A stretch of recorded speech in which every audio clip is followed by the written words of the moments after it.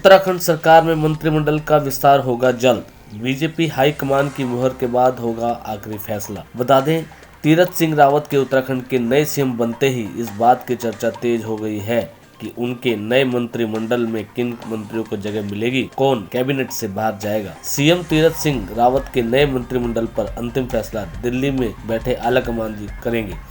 कहा जा रहा है कि गुटबाजी और नए चेहरों को कैबिनेट में शामिल करने की जद्दोजहद की वजह से तीरथ कैबिनेट पर अभी आखिरी फैसला नहीं लिया जा सकता है। यह है कि दिल्ली से ही उत्तराखंड कैबिनेट पर अंतरिम मुहर लगाई जाएगी। उत्तराखंड सरकार के खिलाफ नेताओं में असंतोष को देखते हुए बीजेपी ने राज्य में बड़ा बदलाव किया। पहले खबर ये थी कि नए सीएम के साथ करीब 6 मंत्री भी शपथ लेंगे, लेकिन मंत्री पद के लिए लंबी लिस्ट और गुटबाजी की वजह से आखिरी समय में इस फैसले को रद्द कर दिया गया।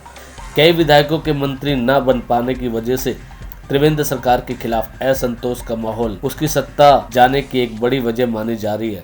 विधायकों में उन्हें काफी लेकर नाराजगी थी।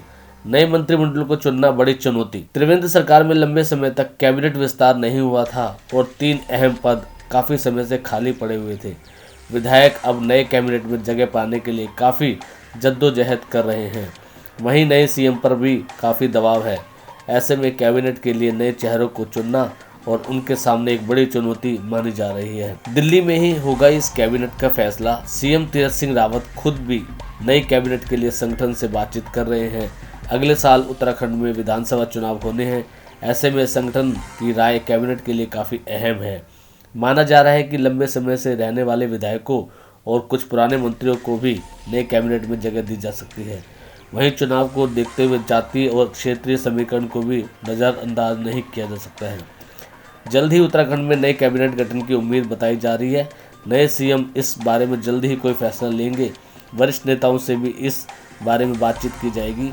कैबिनेट पर आखिरी फैसला सीएम तीरथ सिंह रावत ही करेंगे।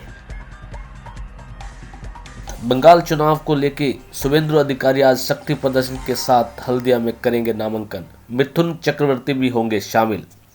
कभी तृणमूल कांग्रेस में बड़ी भूमिका निभाने वाले शुभेंदु अब अपने पूर्व नेता को ही हराने के लिए दम भरेंगे। ममता बनर्जी ने इस बार भवानीपुर की बजाय नंदीग्राम से चुनाव लड़ने का ऐलान किया है। पश्चिम बंगाल के मुख्यमंत्री ममता बनर्जी को नंदीग्राम में चुनौती देने वाले बीजेपी नेता शुभेंदु अधिकारी आज अपना नामांकन दाखिल करेंगे। शुभेंदु अधिकारी के नामांकन के दौरान केंद्रीय मंत्री स्मृति ईरानी, धर्मेंद्र प्रधान, बाबुल सुप्रियो मौजूद रहेंगे। इसके अलावा मिथुन चक्रवर्ती के भी रहने की संभावना है।